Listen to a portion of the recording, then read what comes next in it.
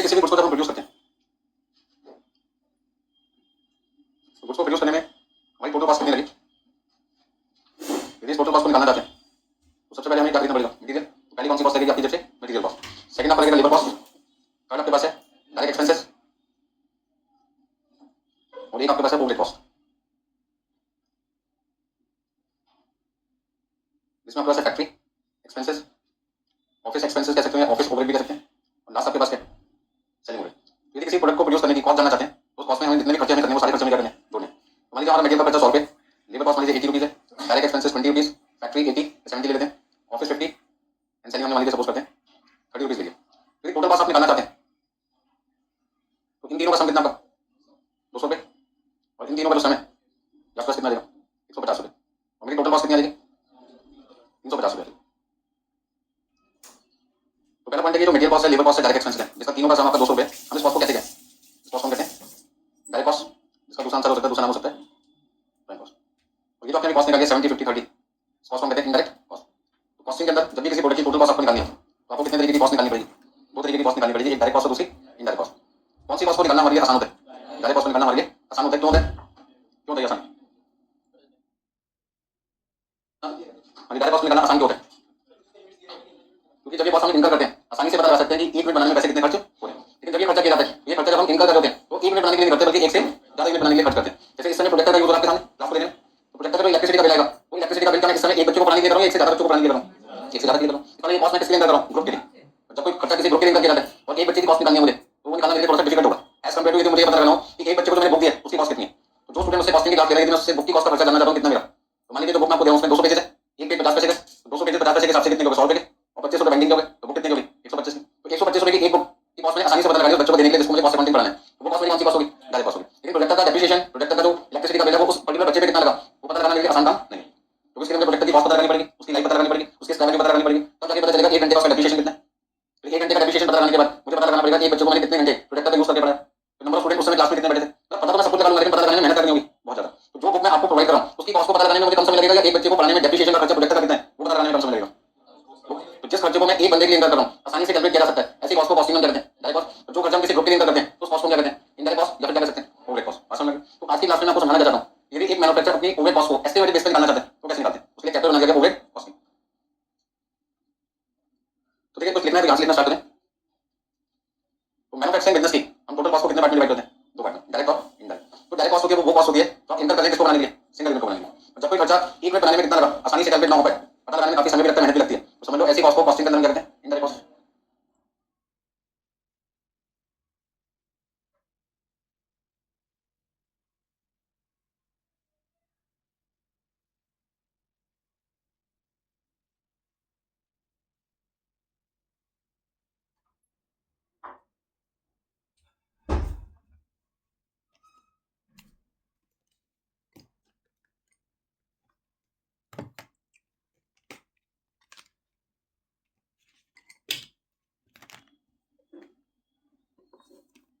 तो मैन्युफैक्चरर अपना total cost को दो पार्ट में डिवाइड कर देते हैं, डायरेक्ट और इनडायरेक्ट। कौन सी कॉस्ट को फटाफट से निकाल पाते हैं, डायरेक्ट, और कौन सी कॉस्ट को पता लगाने में थोड़ी सी मेहनत करनी पड़ती है, इनडायरेक्ट। डायरेक्ट कॉस्ट का ऑल्टरनेटिव नाम आपको पता है प्राइम कॉस्ट है, और इनडायरेक्ट कॉस्ट का ऑल्टरनेटिव नाम नेम क्या है, ओवरहेड कॉस्ट। ठीक है ना। तो बच्चे कहते हैं इसका नाम है ओवर हेड, हेड का मतलब हो गया आपका सर, ओवर का मतलब उसके ऊपर सीधा। बहुत सारे लोग मानते हैं जो चैप्टर शुरू होने वाला ओवरहेड कॉस्टिंग वो काफी हैवी चैप्टर है, पर मेरा मानना है कि चैप्टर बिल्कुल नॉर्मल है। ठीक है, नॉर्मल इसलिए क्योंकि इस चैप्टर को मैंने 4 मिनट में बांट दिया। जब हम किसी चीज को 4 छोटे छोटे पार्ट में बांटेंगे तो जब वो चारों पार्ट अलग अलग समझ जाओगे तो चैप्टर क्लिक हो जाएगा, इजी हो जाएगा।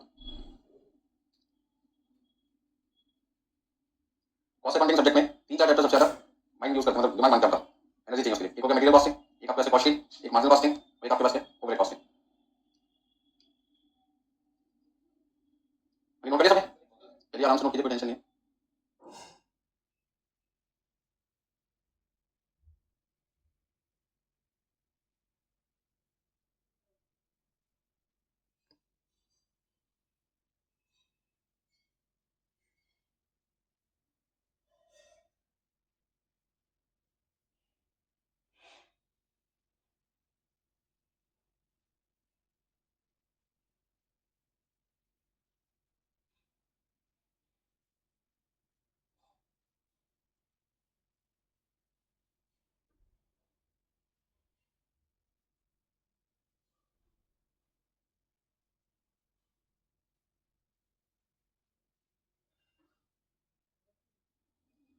लिख लिया सारे पॉइंट।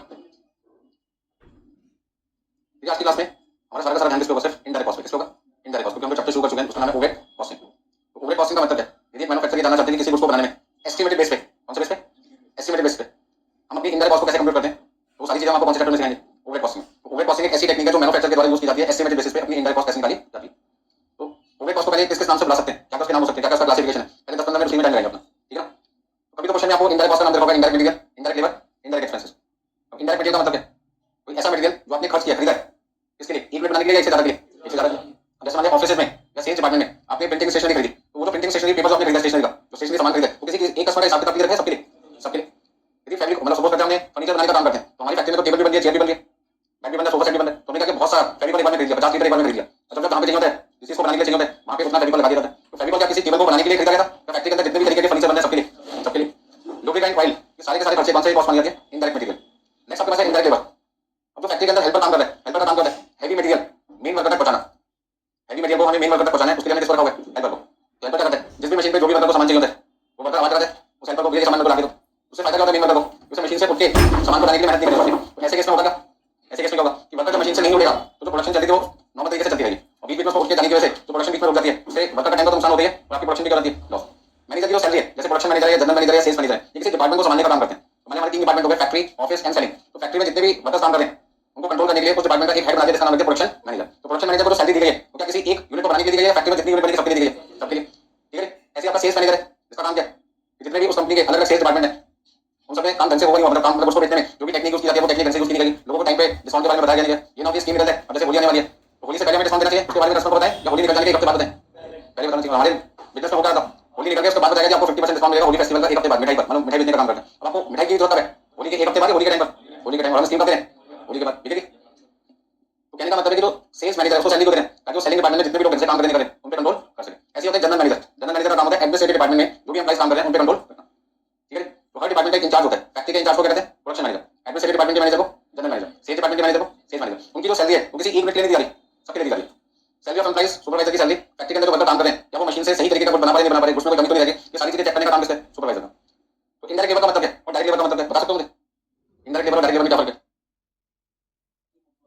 इनडायरेक्ट लेबर और डायरेक्ट लेबर में एक छोटा सा डिफरेंस है। मशीन पर जो वर्कर काम करता है, मशीन पर जो वर्कर काम करता है, या आप ऐसे कर सकते हैं जिस वर्कर ने रॉ मटेरियल को फिनिश गुड में मशीन की मदद से कन्वर्ट किया वो वर्कर तो डायरेक्ट है और बाकी सारे क्या इनडायरेक्ट है। मान लो मेरे जो लैपटॉप की मशीन है, मैं इस पे खड़े आके कोई यूनिट बना रहा हूं, कोई प्रोडक्ट बना रहा हूं, तो मैं कौन सा वर्कर हूं? डायरेक्ट है। पर आपने मुझे मटेरियल ला के दिया या आपने मुझे गाइड किया कि काम सही तरीके से नहीं कर रहे, सही तरीके से करो, या इतनी यूनिट बना के दो मुझे, पहले इतनी यूनिट बाद में बना के देना। तो ये दो लोग मुझे इंस्ट्रक्शन देने आते हैं, प्रोडक्शन मैनेजर। तो सुपरवाइजर ये चेक करता है कि जो सामान मैंने बनाया नहीं बना वो सही बना नहीं बना, वो सारे के सारे लोग काम कुछ नहीं कर रहे लेकिन काम करने में कहीं ना कहीं मदद कर रहे हैं। तो वो वर्कर जिसने मशीन पे खड़े रहकर रॉ मटेरियल को फिनिश गुड में कन्वर्ट किया वो वर्कर तो डायरेक्ट वर्कर है, बाकी सारे वर्कर कौन होते हैं? इनडायरेक्ट होते हैं।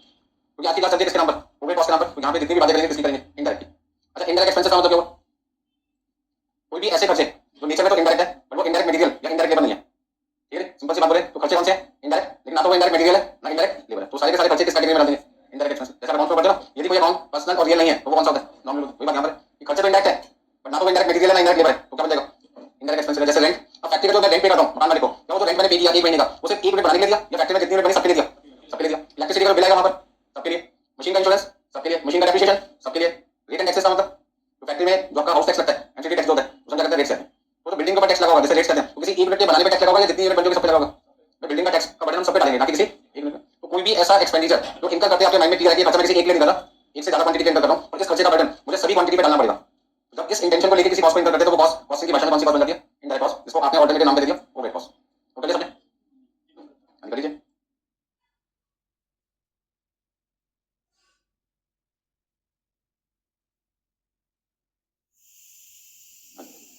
सिंपल सी बात है कि जब कोई क्वेश्चन एग्जाम में आएगा तो आपको इनडायरेक्ट कॉस्ट के जितने भी रूप हो सकते हैं, जितने भी नाम हो सकते हैं, वो सारे आपको पता होने चाहिए कि कौन सा खर्चा डायरेक्ट है, कौन सा खर्चा इनडायरेक्ट है। क्योंकि जब हम अपने आंसर को कॉस्ट शीट के थ्रू प्रेजेंट करते हैं तो वहां पे हम खर्चों को हेडिंग के हिसाब से लिखते हैं, ठीक है।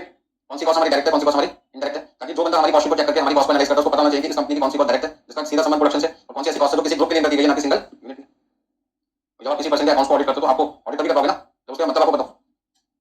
मान लो जीएसटी रिटर्न की आपको ऑडिट करनी है, जीएसटी की, और आपने उसके बारे में पता नहीं, बस नाम सुना था जीएसटी टैक्स होता है, तो आप उसको ऑडिट नहीं कर पाएंगे जब तक कि आपका उसकी डिटेल नॉलेज ना हो।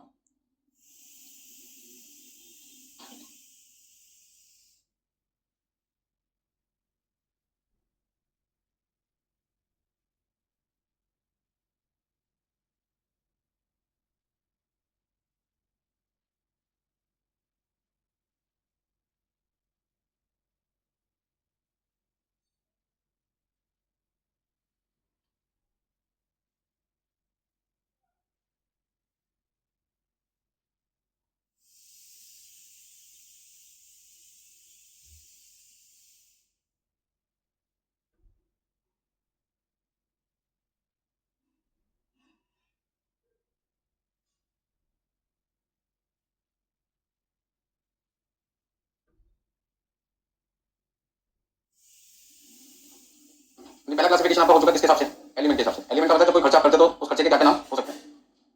अच्छा नेक्स्ट ठीक है, इनडायरेक्ट कॉस्ट को अब जो मैं क्लासिफिकेशन दे रहा हूं उसका नाम क्या, डिपार्टमेंट वाइज। तो कोई भी ऑर्गेनाइजेशन, कोई भी बिजनेस, कोई भी मैन्युफैक्चर जब अपनी इनडायरेक्ट कॉस्ट को इनकर करता है तो इनडायरेक्ट कॉस्ट के अंदर शामिल क्या होता है, इनडायरेक्ट मटेरियल, इनडायरेक्ट लेबर और इनडायरेक्ट एक्सपेंसेस। और ये जो खर्चे इनकर किए जा रहे हैं, ये खर्चा किस डिपार्टमेंट ने कितना किया, अब मैं ये खर्चे डिपार्टमेंट के हिसाब से चेक करूं, डिपार्टमेंट के हिसाब से चेक करूं क्योंकि मैं अपनी कॉस्ट को क्या करना चाहता हूं, कंट्रोल करना चाहता हूं। और किसी भी कॉस्ट को कंट्रोल तभी कर सकते हैं जब आपको ये पता लग जाए कि वो कॉस्ट किसने इनकर किया, जिस पर्सन ने वो कॉस्ट इनकर किया है। यदि वो कॉस्ट पता चले तो उस पर्सन ने कितनी इनकर किया तो पता लगा सकते हैं कि उसने वो कॉस्ट ज्यादा लगाई थी एक्सपेक्टेशन से या कम लगाई थी। तो किसी भी कॉस्ट को कंट्रोल कर सकते हैं जब आपको ये पता चले कि वो कॉस्ट किस पर्सन ने इनकर किया। तो यहाँ पे हम अपने ऑर्गेनाइजेशन की टोटल इनडायरेक्ट कॉस्ट को किसके हिसाब से बांटेंगे, डिपार्टमेंट के हिसाब से। तो हर एक मैन्युफैक्चर करते हुए हमारे बिजनेस में कितने डिपार्टमेंट होते हैं, तीन। पहला डिपार्टमेंट फैक्ट्री जहाँ पे गुड्स बनेगा, दूसरा डिपार्टमेंट जहाँ पे गुड बिकेगा और तीसरा डिपार्टमेंट जहाँ पे हिसाब किताब रखा जाएगा। तो बनाने का काम अलग जगह होगा, बेचने का काम अलग जगह होगा, हिसाब किताब का काम अलग जगह होगा। अब पहला डिपार्टमेंट जिसका नाम है फैक्ट्री, दूसरे का नाम है ऑफिस एंड एडमिनिस्ट्रेटिव और तीसरे डिपार्टमेंट का नाम है selling and distribution. Her department को हमने क्या दे दिया, अधिकार दे दिया, राइट दे दिया क्या करने का, तो कोई भी इनडायरेक्ट कॉस्ट इनकर कर सकते हो। और हमने उनको एक बात कह दी कि जो भी इनडायरेक्ट कॉस्ट आप इनकर करोगे वो आपके नाम पे रिकॉर्ड की जाएगी। वो कहते हैं ऐसा क्यों, हमारा नाम क्यों, हमने खर्चा आपका जो तो आपके नाम पे रिकॉर्ड किया जाएगा। जैसे एक फैमिली के अंदर मान लीजिए फैमिली है, उस फैमिली में जो हस्बैंड है, मतलब 4 लोग हैं, हस्बैंड वाइफ और 2 बच्चे हैं, बच्चों का नाम बहुत अच्छा है B1 एंड B2, ठीक है। हस्बैंड वाइफ ने सोचा बच्चों के नाम करेंगे, पंडित जी खर्चा मांगेंगे, पैसे मांगेंगे, ठीक है। तो ऐसे उन्होंने बच्चों के नाम करेंगे, पैसे बचाने के चक्कर में उन्होंने जो लाइफ में पहले उसका नाम B1 जो बाद में उसका नाम B2, 2 बच्चों के 2 नाम रखे उन्होंने। अब ऐसे में जो हस्बैंड है, मान लीजिए उनकी जो इनकम है वो 50,000 रुपए, अब जानते समझिए यदि हस्बैंड ने 50,000 रुपए कमाए और वो 50,000 रुपए लाके एक बॉक्स में रख दिए, ठीक है, तो किस पर्सन ने कितने पैसे खर्च किए होंगे ये पता लगा सकते हैं। जब हमें पता कि ये खर्चा किसके नाम पे कितना हो तो 50,000 रुपए में से जब भी कोई पर्सन पैसे निकाले यदि हम उसके नाम पर लिखते हैं, मतलब पैसे हस्बैंड ने निकाले होंगे या वाइफ ने या बेटे बनने और या बेटे तूने, तो फैमिली में कितने लोग हैं, 4, और उस बॉक्स में हमने कितने पैसे डाल दिए, 50,000 रुपए। मुझे पता लगाना है कि हस्बैंड ने कितने पैसे खर्च किए। तो जब भी हस्बैंड इस बॉक्स में से पैसे निकालेगा यदि उसके नीचे लिख दिया जाए इन्होंने कभी 5,000 रुपए निकाले, कभी 3,000 रुपए निकाले, कभी 2,000 रुपए निकाले, कभी 6,000 रुपए निकाले, तो इस तरीके से हस्बैंड ने कभी मैंने इस बॉक्स में से कितनी बार पैसे निकाले, 4 बार। 4 बार टोटल कितना बताना, 16,000। फिर हमने B1 से पूछा कि भाई आपने कितनी कितनी बार पैसे निकाले, तो B1 कहता है कि एक बार मैंने 1,000 रुपए निकाला, एक बार 2,000 रुपए और एक बार 1,000 रुपए, टोटल मैंने कितनी बार पैसे निकाले, 3 बार कितने रुपए, 4,000। B2 तो मान लीजिए उम्र में बहुत ही छोटा है, सिर्फ 8 साल का बच्चा है, मान लीजिए करीब 14-15 साल का। अब ऐसे में यदि B2 से पूछ रहे हैं भाई बेटा तुमने कितनी बार पैसे निकाले, वो कहता है एक बार मैंने 500 निकाले थे, एक बार 200 रुपए, एक बार 100 रुपए, बस। कितने पैसे निकाले मैंने सर, 800 रुपए। अब 3 लोगों से पूछा, तीनों ने अपना हिसाब किताब दे दिया कि हमसे इतने इतने हमने पैसे निकाले थे, तो उसका भाई से पूछने की जरूरत है कितने पैसे निकाले, ठीक है। चलो भाई से पूछ लेते हैं, भाई से पूछा आपने कितने कितने पैसे निकाले, उन्होंने कहा एक बार मैंने निकाले 4,000 रुपए, एक बार मैंने निकाले थे 10,000 रुपए राशन का सामान लाने के लिए, और एक बार मेरे घर से कोई आगे थे लोग मिलने के लिए 2,000 रुपए मैंने नाश्ता पानी के ऊपर खर्च कर दिया, पार्टी देने में, और इसके अलावा मैंने एक बार भी पैसे नहीं निकाले, मतलब कि मैंने कितने पैसे निकाले, 16,000। अब इन लोगों से हमने पहले पूछा था और भाई को हम बैलेंसिंग फिगर मान के चलते थे कि भाई इन लोगों ने पैसे कितने निकाले होंगे, बैलेंसिंग फिगर। तो अब यदि 50,000 में से 16,000 माइनस कर दो, 4 16 4 20, तो 50 में से 20,000 माइनस किया कितना, 30, 30 में से 800 माइनस किया 29,200। तो हस्बैंड ने अपनी वाइफ से पूछा तुम कितने पैसे कहां खर्च कर रहे हो, उन्होंने कितने पैसे, मतलब कि 29,200। भाई कहते मैंने तो पैसे कितने लिए 16। इसका कहीं ना कहीं हिसाब किताब में गड़बड़ है, डिफरेंस कितने का है, 13,200 का। बात को सुन लो, यदि हम इन चारों लोगों से इंडिविजुअली पूछे आपने कितने कितने पैसे बॉक्स में से निकाले तो सब आंसर देंगे, ठीक है। लेकिन हिसाब किताब का पता चल गया नहीं तो 13,200 रुपए की गड़बड़ होगा, क्योंकि हमने वाइफ से पूछा नहीं, तो हमने बाय डिफॉल्ट अपने मन में मान लिया कि सारे पैसे का हिसाब किताब कौन रखता होगा, भाई तो इन्हीं के पास कितने पैसे होंगे, 13,200। तो हस्बैंड ने वाइफ से बोला तुम मुझसे झूठ भी बोलना चालू कर दो, यदि आपने 13,200 रुपए निकाले तो बता दो देते, कहते क्या शक्कर मुझे पैसे आपने खुद निकाले, नाम मेरा लगा, आपस में दूसरे से लड़ने लगे। आपस में लड़ते लड़ते जो छोटा बच्चा है वो मनी मन बहुत खुश था, ठीक है ना, इसलिए खुश था क्योंकि उससे पूछ नहीं रहा था कि भाई साहब आपने इतने पैसे क्यों निकाले, छोटा बच्चा 8 साल का कितने पैसे निकाले और कहां खर्च करेगा, सोचे आगे तो बच्चा है उसके पास तो पैसे की जरूरत नहीं होगी। अगले महीने भी ऐसे हिसाब किताब में गड़बड़ा लगे, उससे अगले महीने भी हिसाब किताब में गड़बड़ा लगे। तो ऐसे में क्या किया, तो फादर उन्होंने कभी काम करते बॉक्स के जितने भी कैमरे लग सकते हैं सब तरफ क्या लगा दो, सीसीटीवी लगा दिया हमने। और सीसीटीवी लगाने के बाद में बाद में किसी को बताएंगे क्योंकि सारे लोग घर से भाग गए थे घूमने के लिए, उसी दिन हमने कैमरे वाले को बुलाया, कैमरे सॉल्व किया ताकि पता चल जाए हर महीने गोल्डन होगा है। तो इस महीने जब कैमरे लगे तो कैमरे का नतीजा क्या है, ये बच्चा तो 500 200 100 बोलता था, एक बार मैंने निकाला 5,000 रुपए और बोलता कितना था 500, ठीक है। अगली बार उसने निकाले 2,000 रुपए, ठीक है। तो कहने का मतलब क्या हुआ, एक बार उसने निकाल दिया सपोज करते हैं 7,000 रुपए, कितने पैसे निकाले उसने, बोलता 100 रुपए निकाले कितने 7,000, और ये सब किसकी वजह से पता लगा, यहाँ तो कैमरे लगे होते। तो ऐसे में अब हमने फिर से बेटे से पूछा, बीटू से बेटे तुमने कितने पैसे खर्च किए, पापा ने 800 रुपए खर्च किए, कैमरे की क्लिप दिखाई गई, उस क्लिप में हमने देखा बोलता बच्चा 800 निकलते कितने 14। तो भाई कहते तुम बेकार में मुझ पे शक कर रहे थे, बस मैं तुम भी तो मुझ पे शक कर रही थी, मैं किस पे पैसे खर्च कर जाता हूं, है कि नहीं। तो कहने का मतलब ये था एग्जांपल में, चीजों को थोड़ा समझे। कहने का मतलब क्या था कि बेकार में हस्बैंड वाइफ एक दूसरे को लड़ते थे, एक दूसरे पे शक करते थे, मजे कौन लेता था लाइफ का, बीटू। तो एक बार बीटू फंस गया और 800 के जगह उसने कितने पैसे निकाले 14,000। तो फादर ने पूछा बेटे से बेटे इतने पैसे का तुम क्या करते हो, कहते दोस्तों की पार्टी होती है उनके पास पैसे होते नहीं, उनकी जगह मैं सबकी पार्टी करता हूं, नाम होता है मेरे क्लास में, इससे मेरा होमवर्क हो रहा था, मेरा नाम मार्केट में काफी नाम रहता है, होता नहीं होता। इस तरीके के बच्चे भी होते हैं अपना नाम बनाने के चक्कर में पेरेंट्स से पैसे ऐसे ही गवाते रहते हैं। बस समझ में। तो इन सब चीजों को कंट्रोल करने के जैसे हमने सीसीटीवी लगाए थे उसी तरीके से एक मैन्युफैक्चरिंग कंपनी अपनी इनडायरेक्ट कॉस्ट को कंट्रोल करने के किस डिपार्टमेंट ने कितनी कॉस्ट इनकर की है उसके लिए वो क्या कहते हैं, खर्चा कोई भी करे कोई दिक्कत नहीं है, जितना मर्जी करो, लेकिन खर्चा करने के बाद आपको अपने नाम पे कॉस्ट कितनी पड़ेगी ना कि दूसरे के नाम पे। पहले क्या दिक्कत आ रही थी, जब मैं अपनी ओवरहेड कॉस्ट निकालता था तो मैं अपनी इनडायरेक्ट मटेरियल, इनडायरेक्ट लेबर और इनडायरेक्ट एक्सपेंसेस तीनों को क्या करता था, ऐड कर देता था। और ऐड करने के बाद मैं कहता था लो मेरी ओवरहेड कॉस्ट कितनी आ गई कितनी आ गई, और मुझे ये नहीं पता चल रहा था कि इस ओवरहेड कॉस्ट के अंदर कितना खर्चा फैक्ट्री डिपार्टमेंट के द्वारा हुआ, कितना खर्चा एडमिनिस्ट्रेटिव डिपार्टमेंट के द्वारा हुआ, कितना खर्चा सेलिंग। तो जब तक मुझे ये नहीं पता चलेगा कि डिपार्टमेंट ने कितना खर्चा किया तब तक मैं अपनी कॉस्ट को कैसे कंट्रोल करूंगा। क्योंकि मैं फैक्ट्री वाले को बोलता हूं कि आपने बहुत ज्यादा लगा, आपके पास कोई एविडेंस है, कोई सबूत है कि आप ये कैसे कोई खर्चा मैंने किया, ये खर्चा मैंने नहीं किया, किसने किया, एडमिनिस्ट्रेटिव। एडमिनिस्ट्रेटिव क्या कहते हैं, सेलिंग, सेलिंग क्या कहते हैं फैक्ट्री, एक दूसरे का नाम लिया करते रहे। तो यदि मैं अपनी इनडायरेक्ट कॉस्ट को इन तीनों कॉस्ट को ऐड करके दिखाता हूं तो मुझे टोटल ओवरहेड कॉस्ट तो पता चल जाएगी, लेकिन उस ओवरहेड कॉस्ट को मैं कंट्रोल नहीं कर पाऊंगा जब तक कि मैं ओवरहेड कॉस्ट को डिपार्टमेंट के हिसाब से ना बढ़ाऊं। समझ में आ गई? तो लिखने की जरूरत नहीं है, उसको ये तो सिर्फ एक एग्जांपल था। तो जिस तरीके से सीसीटीवी लगा के फादर ने कंट्रोल किया चोरी को, तो बीच में गड़बड़ हुई थी, उससे बच्चे को समझाएंगे कि बेटा पार्टी तेरी है तो समझ में आता है, मांग के पैसे लेकर मना कौन कर देगा, लेकिन तो पूरी क्लास में जिसका भी बैठ जाता है उसकी पार्टी तो अपनी तरफ से देता है, अपनी तरफ से मतलब हमारे पैसे से देता है। ये बात गलत है। पार्टी को मना नहीं करा, लेकिन जिसका बर्थडे वो देगा तो थोड़ी देगा सबका। समझाया बच्चों को, समझ में आने लगी, दुनिया को बेवकूफ बना दिया। ठीक है इतना? तो वापस आ जाते हैं किस पे? इनडायरेक्ट कॉस्ट डिपार्टमेंट वाइज को बांटना जरूरी है, क्योंकि हम अपनी कॉस्ट को करने कंट्रोल करना। तो यदि आपसे पूछा आप अपने इनडायरेक्ट कॉस्ट को यदि कंट्रोल करना चाहते हो तो आप अपनी कॉस्ट को कैसे बांटोगे, तो आप क्या करोगे? उस केस में हम indirect material, indirect labour, indirect expenses की जगह उसको एक नाम देंगे factory overhead, administrative overhead and selling overhead. क्योंकि हर डिपार्टमेंट का क्या होगा, एक इंचार्ज होगा और उस इंचार्ज को बुला लिया जाएगा और उससे पूछेंगे भाई तू जवाब दे, तूने इतना खर्चा क्यों किया। क्योंकि जब भी कोई खर्चा होगा उस खर्चे की रिसीट पे, उस स्लिप पे बहुत सारे किसके साइन होंगे, वो डिपार्टमेंट के हेड के। हेड कौन होगा उस समय? मैनेजर होगा। और मैनेजर ने जब साइन किया होगा तो उससे पूछेंगे भाई तूने हाथ बंद करके साइन किया, इतना खर्चा कैसे हो गया। जब तू डिपार्टमेंट का हेड हो, तू खर्चा कर रहा है, साइन तो कर रहा है, तो जिम्मेदारी तेरी बनती है कि तू जवाब दे। बस ये ना, पता लगा फैक्ट्री का खर्चा होना चाहिए 2 लाख रुपए, हो गया 20 लाख रुपए। तो मुझे लगा मेरी फैक्ट्री में प्रोडक्शन 10 गुना होगी, इसलिए कौन 2 लाख से 20 लाख लगे। पता लगा प्रोडक्शन तो डबल हुई है, लेकिन कॉस्ट 2 लाख की जगह 20 लाख रुपए। तो कहीं ना कहीं हमारी फैक्ट्री में काम तो गड़बड़ हो रहा है। उसको कैसे पता लगाएंगे? जब हम अपनी इनडायरेक्ट कॉस्ट को डिपार्टमेंट के हिसाब से कर देंगे, बांट देंगे।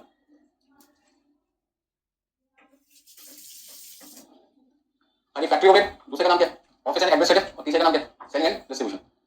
ये सारे के सारे खर्चे नीचे में इनडायरेक्ट है। रेंट कौन सा खर्चा है? इनडायरेक्ट है। और ये रेंट फैक्ट्री के द्वारा पे किया जा रहा है तो वो खर्चा किसके नाम से रिकॉर्ड होगा? फैक्ट्री के नाम से। यदि रेंट ऑफिस का है तो खर्चा किसके हेडिंग में आएगा? ऑफिस डिपार्टमेंट की। यदि वो रेंट शोरूम का है तो है तो रेंट इनडायरेक्ट कॉस्ट, बट आएगी किस हेडिंग में? सेलिंग। इससे फायदा क्या होगा कंपनी को, मैन्युफैक्चरर को? वो पता लगा सकते हैं कि इस डिपार्टमेंट का कितना खर्चा हो गया और कितना होना चाहिए। यदि जितना होना चाहिए उससे बहुत ज्यादा है तो हम उस डिपार्टमेंट के कंसर्न पर्सन को बुलाकर उससे पूछेंगे भैया इतनी कॉस्ट आपने एक्सेप्ट को लगा दी। यदि वो उस बात का जवाब दे देता है तो ठीक है, नहीं दे देता है गोलमाल कर उसको जॉब से हटाने का टाइम आ गया। ठीक है ना? यदि तो हमें जस्टिफाई नहीं कर रहा, सैटिस्फाई नहीं कर रहा, ऐसा क्यों होगा? तो उसने कहने के लिए मनी रिपोर्ट दिखाएंगे पुलिस में उसकी, तो देखो पैसे लेके कंपनी दे।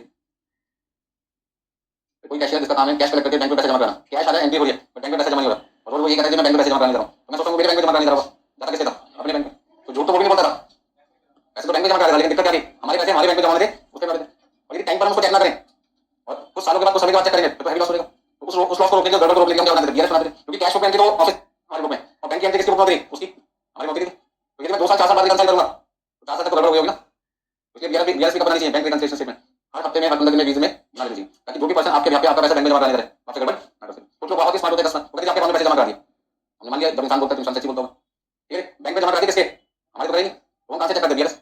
यदि उसने पैसे जमा कराए होंगे तो बैंक वालों ने हमारी पासबुक में एंट्री होगी ना। तो वही सारी चीजें आपको यहाँ पे लिंक कर रहा हूँ, जिस तरीके से वहां पे गोलमाल होता है अकाउंट में, ऐसे पॉसिबल हो सकता है। मैनेजर मैनेजर की तो सैलरी, खाली मैनेजर सैलरी लिखा है तो हम उसे कहां पे लिख देते हैं? ऑफिस में। यदि प्रोडक्शन मैनेजर लिखा है तो कहां पे लिखते हैं? फैक्ट्री में। सेल्स मैनेजर सैलरी तो सेलिंग डिस्ट्रीब्यूशन।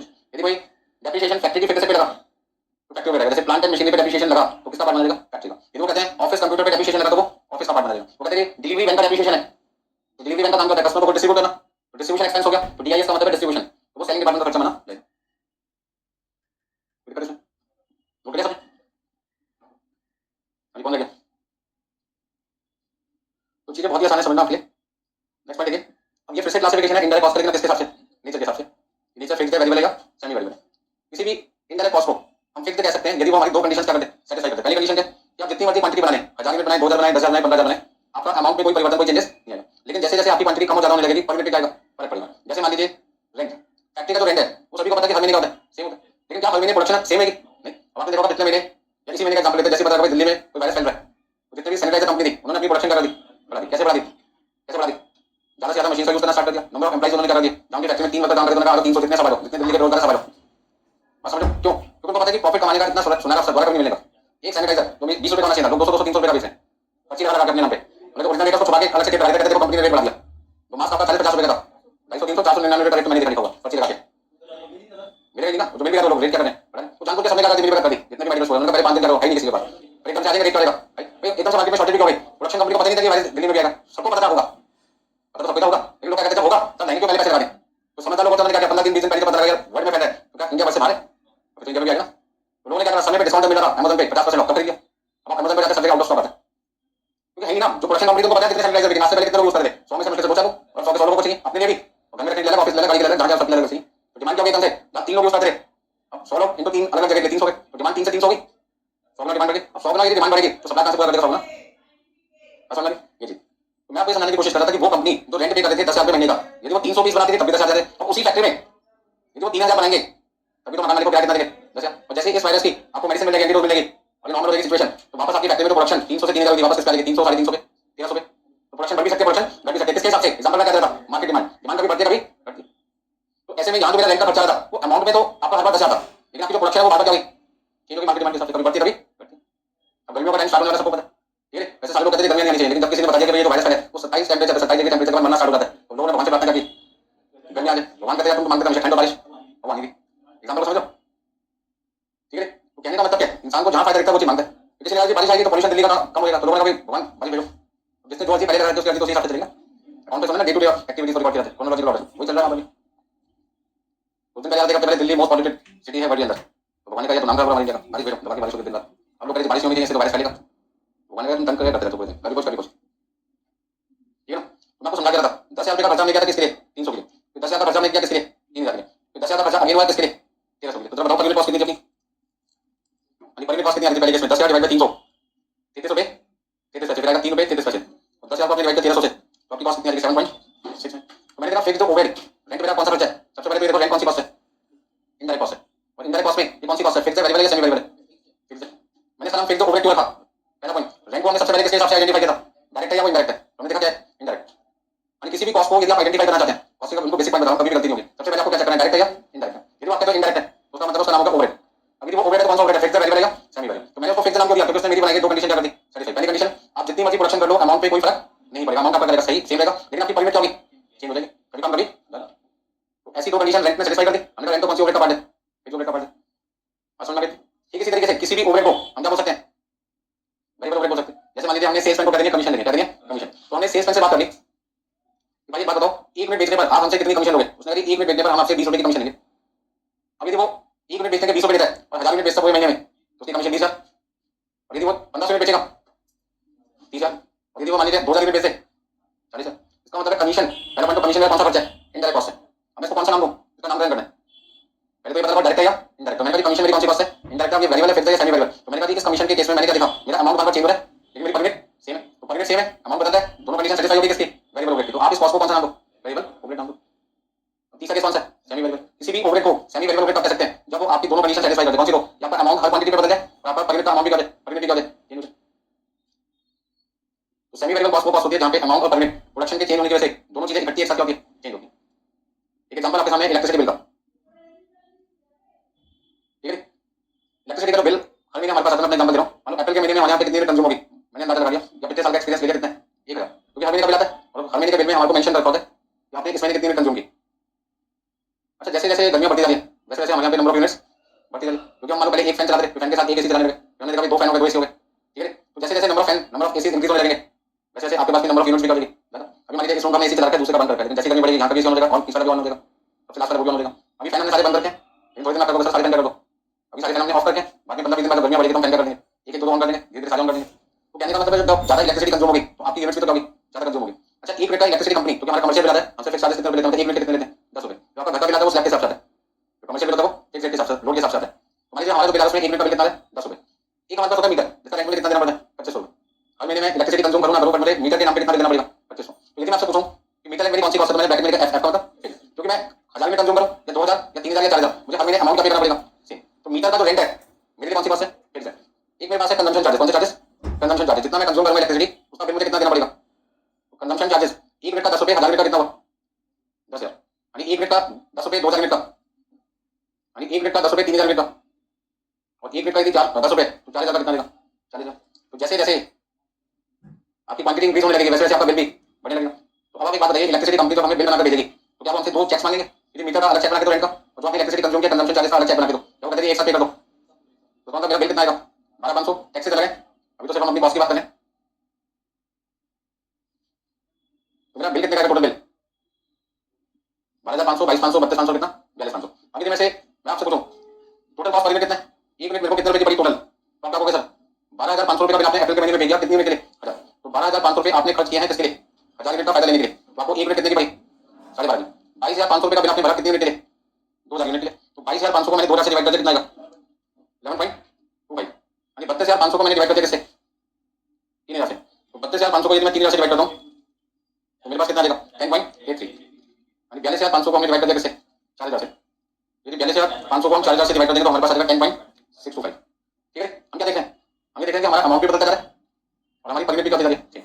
तो जब आपका बिल अमाउंट में भी बदल जाए और आपका पर यूनिट भी क्या हो जाए चेंज हो जाए तो ऐसी कॉस्ट को क्या कहते हैं सेमी वेरिएबल। तो इलेक्ट्रिसिटी बिल हमारी कौन सी कॉस्ट होगी सेमी वेरिएबल, नोट कर लीजिए।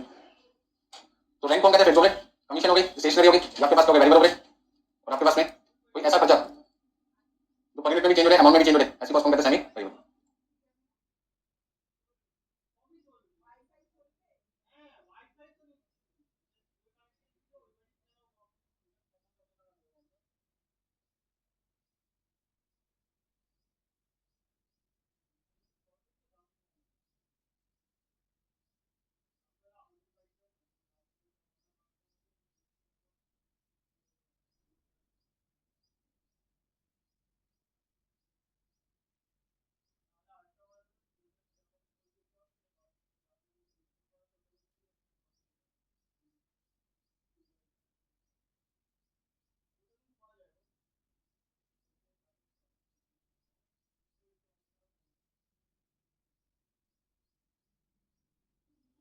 ठीक है, जब कभी कोई कॉस्ट सेमी वेरिएबल होती है तो ध्यान रखना उसमें कुछ पार्ट फिक्स होता है और कुछ पार्ट वेरिएबल।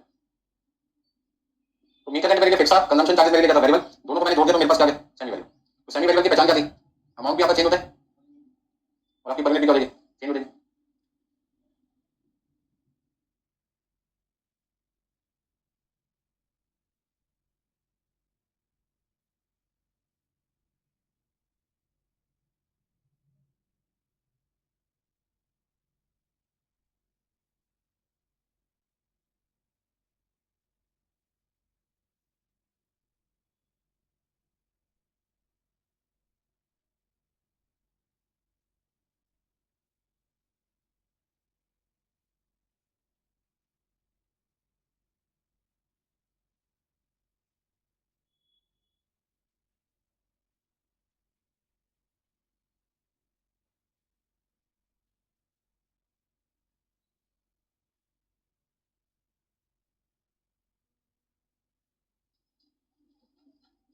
अच्छा, यदि कोई कॉस्ट आपको सेमी वेरिएबल दे रखी हो, यदि कोई कॉस्ट आपको सेमी वेरिएबल दे रखी है और आपसे कहा जाए उसको दो पार्ट में डिवाइड कर दो, फिक्स पार्ट कितना है, वेरिएबल पार्ट कितना है, वो अलग बताइए, तो कैसे निकालेंगे उस केस में। ठीक है, यदि कोई कॉस्ट सेमी वेरिएबल है और आपको उसे दो पार्ट में डिवाइड करना है तो सबसे पहले आपको क्या निकालना पड़ेगा, वेरिएबल कॉस्ट पर यूनिट, फिर आपको निकालना पड़ेगा फिक्स कॉस्ट।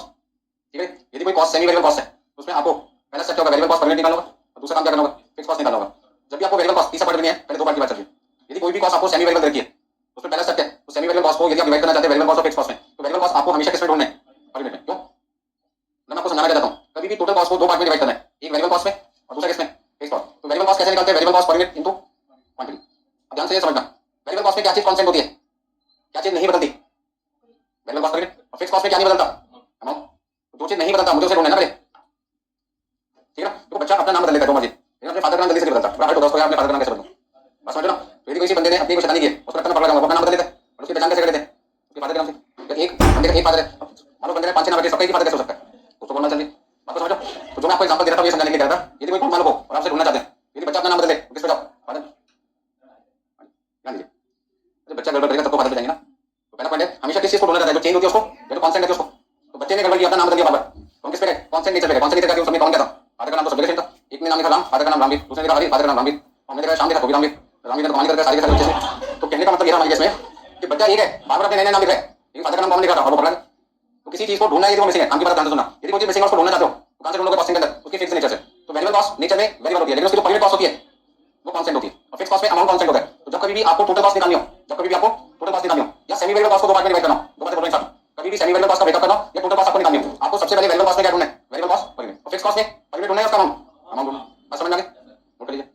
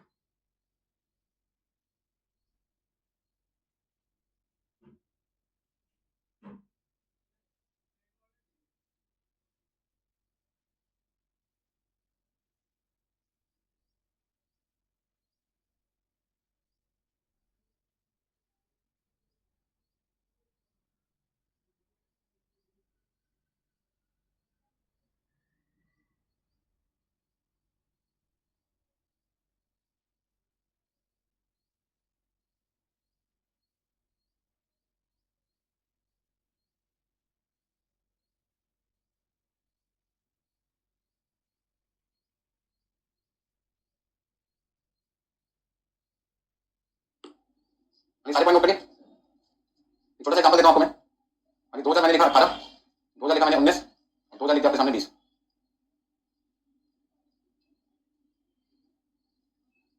यानी VRC FRC TRC का मतलब क्या? पहले तो RC का मतलब समझते हैं। RC का मतलब है रिपेयर चार्जेस। 2018 में हमारी फैक्ट्री में रिपेयर का खर्चा कितना हुआ था? 2,12,500। और उस साल हमारी फैक्ट्री में कितनी क्वांटिटी बनी थी? 11,000। 2019 में रिपेयर का खर्चा हुआ 2,62,500। और उस साल हमारे यहाँ पे प्रोडक्शन कितनी हुई थी? अब 2020 आपके सामने चली रहा है। इस साल हमें लगता है हम कितनी क्वांटिटी बना लेंगे? 19,250 मीटर बना लेंगे। हमने मार्केट डिमांड का एनालाइज किया और पता लगा दिया कि पूरे साल में कितनी में बिक सकती है? 19,250। अब 19,250 में बिक सकती है, उसके लिए हमारा रिपेयर का खर्चा कितना होगा वो हमें पता लगाना है। तो सबसे पहले तो मुझे ये पता लगाना पड़ेगा कि 2018 2019 में जो रिपेयर चार्जेस का अमाउंट आपको दिया हुआ है वो खर्चा नेचर में फिक्स्ड है, वेरिएबल है या सेमी वेरिएबल। उसके लिए सबसे पहले मुझे क्या करना होगा? तो मैंने आपको कंडीशन बताई थी कि फिक्स कॉस्ट की कंडीशन क्या है? अमाउंट आपका सेम और करना चाहिए। ठीक, तो मैंने देखा अमाउंट यहाँ पे सेम है क्या? तो उसका फिक्स कॉस्ट तो ये है। अब यहाँ पे वेरिएबल है या सेमी वेरिएबल? तो वेरिएबल की पहचान क्या थी? अमाउंट चेंज होता है बट पर यूनिट क्या होता है? सेम होता है। तो मैंने कहा पर यूनिट चेक करता हूँ कितना देगा। बताना पर यूनिट कितना आएगा? 2,12,500 को मैंने 11,000 से डिवाइड कर दिया, कितना देगा? हाँ, रिपेयर चार्जेस पर यूनिट मैंने निकालने की कोशिश की, ये पता लगाने के लिए खर्चा फिक्स है या वेरिएबल है या सेमी वेरिएबल। तो फिक्स तो है नहीं क्योंकि अमाउंट बदल है। अब या तो ये वेरिएबल होगा या ये सेमी वेरिएबल है। तो वेरिएबल है सेमी वेरिएबल है, उसके लिए मुझे पर यूनिट भी चेक करनी पड़ेगी। यदि पर यूनिट सेम आ गया तो वेरिएबल है और यदि पर यूनिट भी बदल गया तो सेमी वेरिएबल है। तो कितना आएगा? 19 पॉइंट और यहाँ पे कितना भी 17.5। इसका मतलब पर यूनिट भी सेम नहीं है। कौन सी कॉस्ट हो गई? तो आप ये कह सकते हैं कि जो रिपेयर चार्जेस है वो कौन सी कॉस्ट है? सेमी वेरिएबल कॉस्ट है, सेमी वेरिएबल ओवरहेड है। ठीक है, और यदि कोई कॉस्ट सेमी वेरिएबल होती है तो आप उसे कितने पार्ट में डिवाइड करते हैं? दो पार्ट में, एक फिक्स और एक वेरिएबल। पहले किसको ढूंढना है? वेरिएबल को। लेकिन वेरिएबल में हम पहले क्या ढूंढते हैं? Variable cost per unit. समझ में आ गया? तो आपसे क्वेश्चन के देखो पहले पार्ट में क्या पूछा है? VRC, V का मतलब वेरिएबल, R का मतलब रिपेयर और C का मतलब चार्जेस। वेरिएबल रिपेयर चार्जेस क्या निकालना है आपको?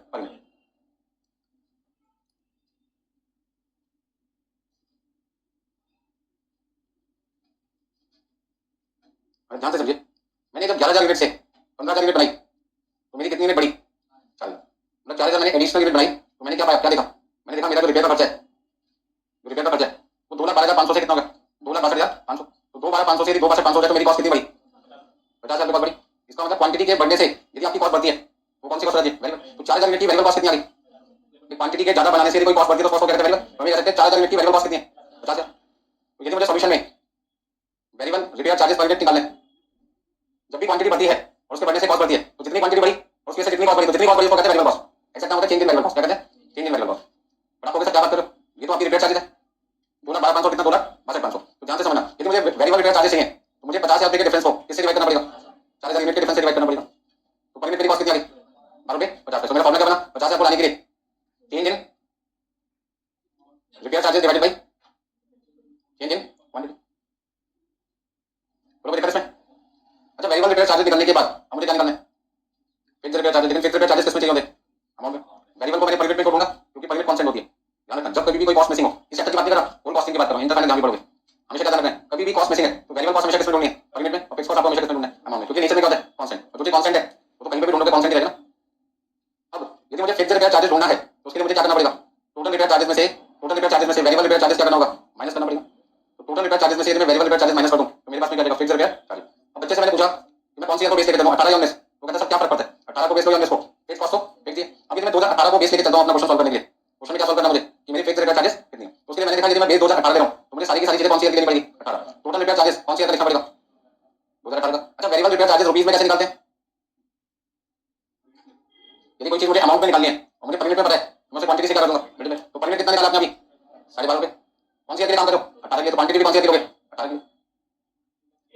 एक मिनट दिया। 2,12,500 में से जरा देखना 12 रुपये 50 पैसे को 11,000 से मल्टीप्लाई करने पे कितना आता है?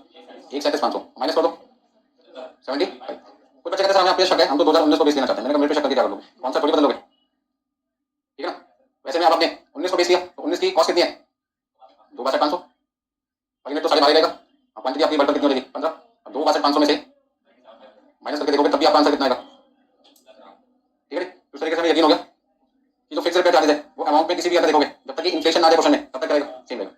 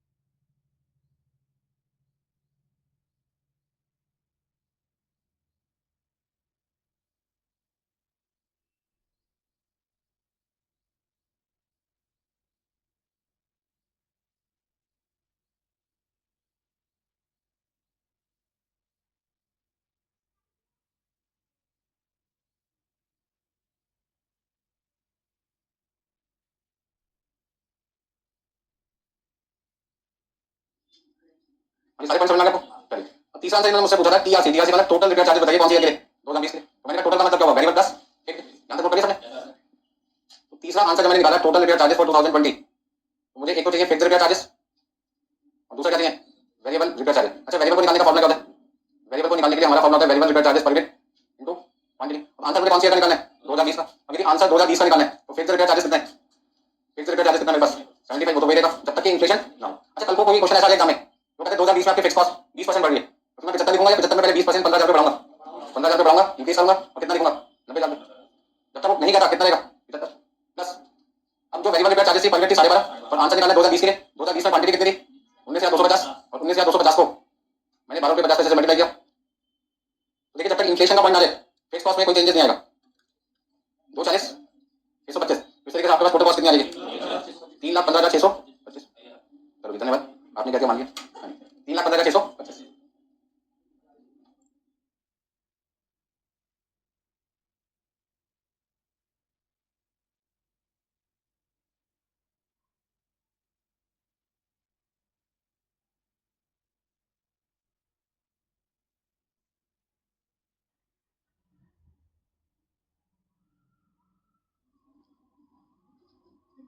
मान लीजिए हमारे पास में कॉस्ट स्टेटमेंट रखिए,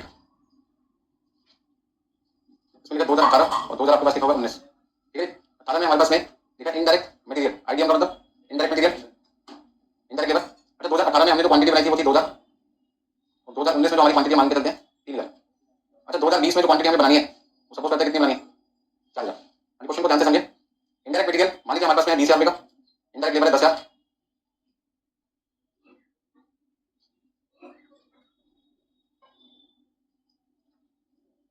हमें क्वेश्चन में देखता है रेंट, इंश्योरेंस 10,000, 15 लेते हैं, 15,000, 15,000, 9,000, 9,000। हमें क्वेश्चन में लिखा हुआ दिखाई दे रहा है पावर कॉस्ट, रिपेयर चार्जेस। एक होगी पावर कॉस्ट और दूसरी आपके पास क्या रिपेयर चार्जेस। अब जो पावर कॉस्ट है वो मान लीजिए आपके पास में 25,000 रुपये दे रखिए, 35,000 दे रखिए। रिपेयर चार्जेस 15,500, 20,500, ठीक है। आपको समझ में आ रहा होगा कि मैं आपसे क्या पूछना रहा हूँ। Fine cost of 4,000 units produce in 2020, मतलब मुझे 2020 की 40,000 यूनिट की कॉस्ट चाहिए। Fine cost of producing 4,000 units in 2020।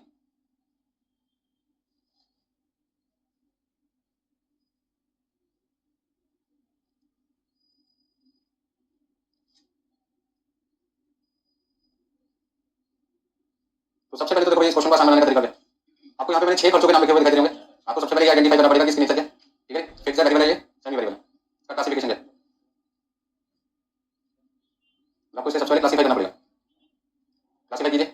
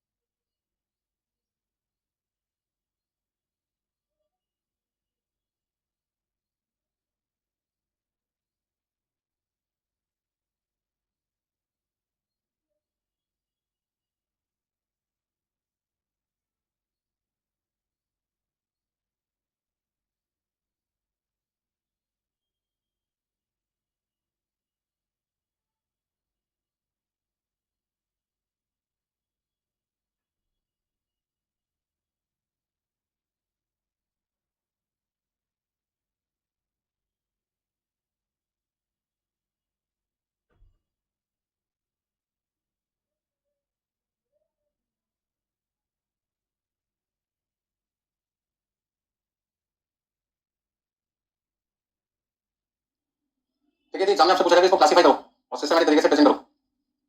ये जो मेरा क्वेश्चन है मैं इसी को क्या बनाऊंगा, सॉल्यूशन बनाएगा। एग्जांपल आपके सामने लिखा है तो थोड़ा सा चेंज कर देते हैं।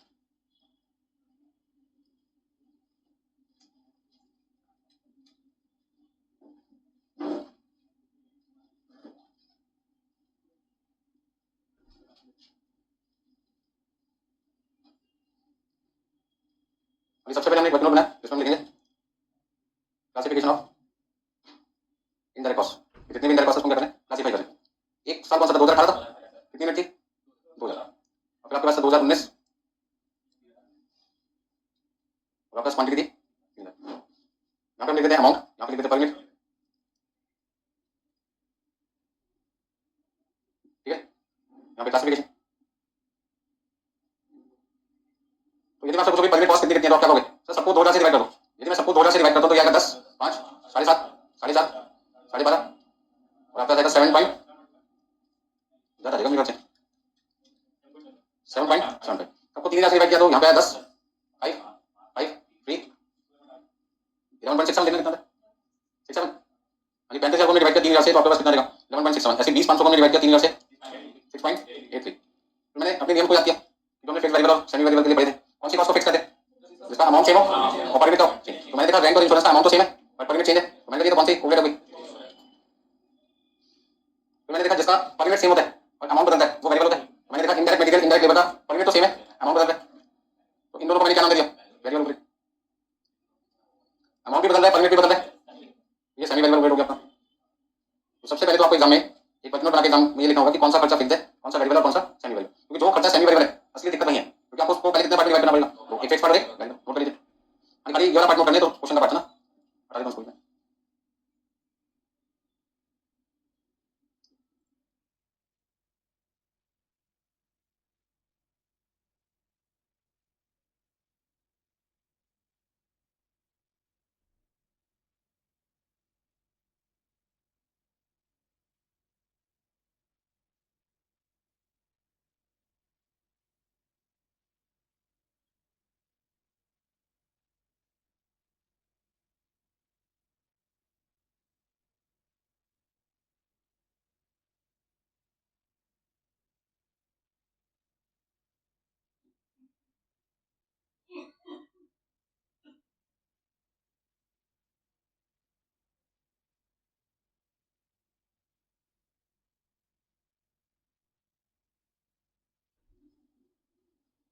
तो इस वर्कनोट बनाने के बाद आप सबसे पहले मुझे 4000 यूनिट आंसर देना है, और उन 4000 यूनिट आंसर देने के लिए मुझे अभी एक और वर्कनोट बनाना पड़ेगा पावर कॉस्ट के लिए, किस लिए रिपेयर चार्जेस के लिए, क्योंकि कौन सी कॉस्ट निकली सेमी वेरिएबल। और सेमी वेरिएबल में दिक्कत आती है कि उसमें कुछ पार्ट फिक्स होता है कुछ पार्ट वेरिएबल। तो सबसे पहले मुझे सेमी वेरिएबल ओवरहेड में कितना पार्ट फिक्स है कितना वेरिएबल है वो ढूंढना पड़ेगा, इसलिए अगला वर्कनोट बनाने जा रहा हूं। यहां पे नोट करिए सबने, हां तो बोल दो कम से कम। चलो नेक्स्ट वर्कनोट आपके पास क्या है, कौन सी कॉस्ट आपके पास है, एक तो 2018 की और एक 2019 की। खर्चे का नाम आपके पास में था पावर कॉस्ट, और एक आपका क्वांटिटी, अमाउंट कितना है इसका 25 35, क्वांटिटी। तो सबसे पहले मुझे क्या करना है, एक तो ये पता करना है वेरिएबल पावर कॉस्ट कितनी है पर यूनिट। अभी सोचो 2000 से 3000 मैंने कितनी यूनिट एक्स्ट्रा बनाई, चेंज कितना है, चेंज मेरे पास है 1000 यूनिट का, तो 1000 यूनिट और बनाने पर मेरा खर्चा कितना रुपए बढ़ा। Change in cost divide by change in quantity. तो मैंने 10,000 को किससे डिवाइड कर दिया 1000 से, तो पर यूनिट कितना देगा 10 रुपए। अभी मुझे क्वेश्चन में फिक्स्ड पावर कॉस्ट चाहिए, in direct fix power cost मुझे अमाउंट में चाहिए, उसके टोटल पावर कॉस्ट को वेरिएबल पावर कॉस्ट से क्या कर दो मल्टीप्लाई और माइनस माइनस करना पड़ेगा। हाँ वेरिएबल पावर कॉस्ट को निकालने के लिए variable power cost per unit को किससे मल्टीप्लाई करना है क्वांटिटी से। कौन सी तो बेस लेकर आंसर निकालना बताओ, 18 को बेस लेते हैं। यदि 18 को बेस लेते हैं तो 18 की कॉस्ट कितनी थी 25 और वेरिएबल 10 रुपए पर यूनिट को क्वांटिटी 2000 से क्या कर दो। यदि मैं 25 में से 20 माइनस करूंगा, यदि मैं 25 में से 20 माइनस करूंगा तो कितना देगा 5000। 2019 में 35,000 माइनस 3000 इंटू 10, 3000 इंटू 30 35 माइनस 30 करोगे तब कितना आएगा 5000। या कई और नोट हो गए, इसे नंबर 1 बोल देते हैं।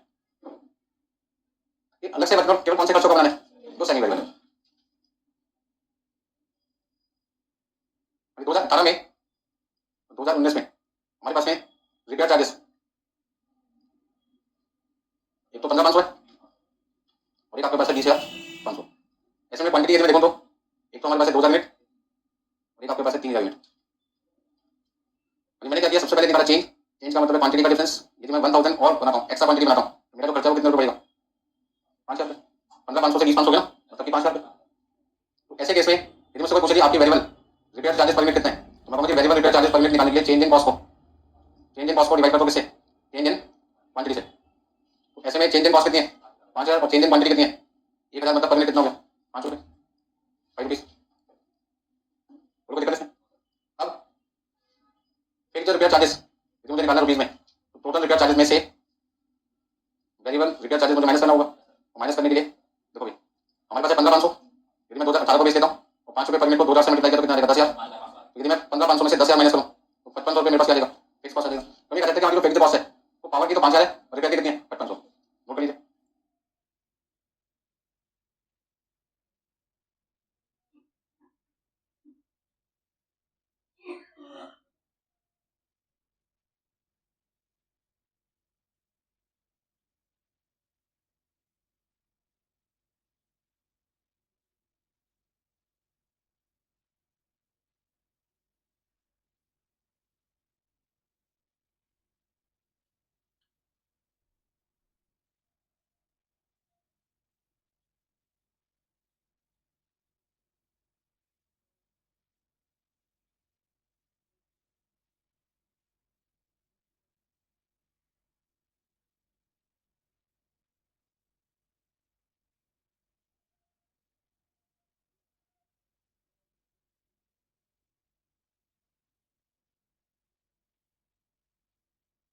क्वेश्चन में आपसे मांगा गया था टोटल कॉस्ट बताइए 2020 में 4,000 मिनट बनाने की। तो सबसे पहले मुझे सॉल्यूशन में क्या लिखना पड़ेगा, कंप्यूटेशन ऑफ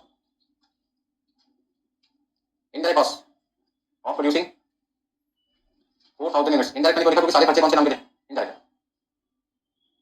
यहाँ पे सबसे पहले कॉस्ट का नाम क्या था, इनडायरेक्ट मटेरियल, फिर आपके पास है इनडायरेक्ट लेबर, फिर रेंट आपके पास है, इंश्योरेंस आपके पास है, फिर आपके पास क्या पावर कॉस्ट और एक आपके पास है रिपेयर चार्जेस। इनडायरेक्ट मटेरियल आपके पास है वेरिएबल, ये वेरिएबल है, ये फिक्स्ड है, ये सेमी वेरिएबल है। यदि कोई फिक्स्ड है तो उसके हम उसका अमाउंट कैसे निकालेंगे। पर यूनिट कितना था आपके पास में, इनडायरेक्ट मटेरियल पर यूनिट में कितना था, इनडायरेक्ट मटेरियल पर यूनिट में कितना था 10, और ये कितना था देखो एक बार। एक आपके पास है 10 रुपये, एक आपके पास है 5। तो उस केस में कैसे करना आपको अपना आंसर निकालने के लिए, 10 को मल्टीप्लाई करेंगे 4,000 से और इसको भी 4,000 से।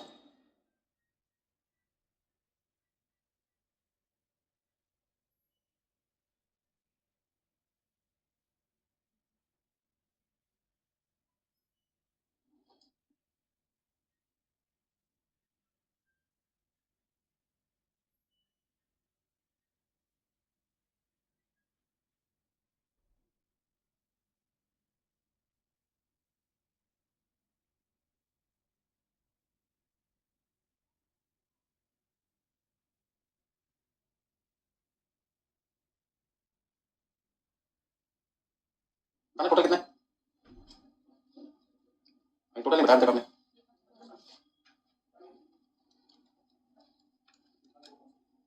कितना 154,500।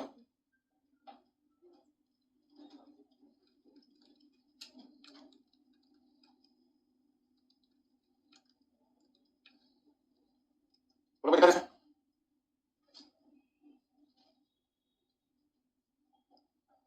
समझ में आ गया सबको। तो आज की क्लास में मैंने ओवरहेड कॉस्टिंग चैप्टर के अंदर पहले आपको क्या बताया कि हमें कौन सी कॉस्ट के बारे में ज्यादा जानना है, इनडायरेक्ट कॉस्ट। और इनडायरेक्ट कॉस्ट में पहला क्लासिफिकेशन था एलिमेंट के हिसाब से, indirect material, indirect labour, indirect expenses. लेकिन हम जब बुक्स में इस कॉस्ट को लिख के आते हैं तो indirect material, indirect labour, indirect expenses के लिए डिपार्टमेंट के हिसाब से लिखते हैं ताकि हम अपनी कॉस्ट को कर सकें कंट्रोल। ठीक है ना। तो फिर हम कंट्रोल के पॉइंट से फैक्ट्री ओवरहेड, एडमिनिस्ट्रेटिव ओवरहेड और तीसरा नाम क्या है सेलिंग ओवरहेड। तो कई बार क्या होता है कि कुछ खर्चे नेचर में फिक्स होते हैं, कुछ वेरिएबल, कुछ सेमी वेरिएबल। तो फिर हमने अपनी ओवरहेड कॉस्ट को चेंज कर दिया। हमने कहा पर यूनिट सेम है और अमाउंट बदलता है तो वेरिएबल ओवरहेड है, अमाउंट सेम है पर यूनिट बदलता है तो फिक्स ओवरहेड है, और दोनों चीजें बदल जाए तो सेमी वेरिएबल है। और जिस केस में सेमी वेरिएबल का पॉइंट आता है वहां पर मैंने आपको कहा था सबसे पहले क्या करना पड़ता है, वेरिएबल कॉस्ट पर यूनिट निकालनी पड़ती है और फिक्स कॉस्ट रुपीस में निकालनी पड़ती है।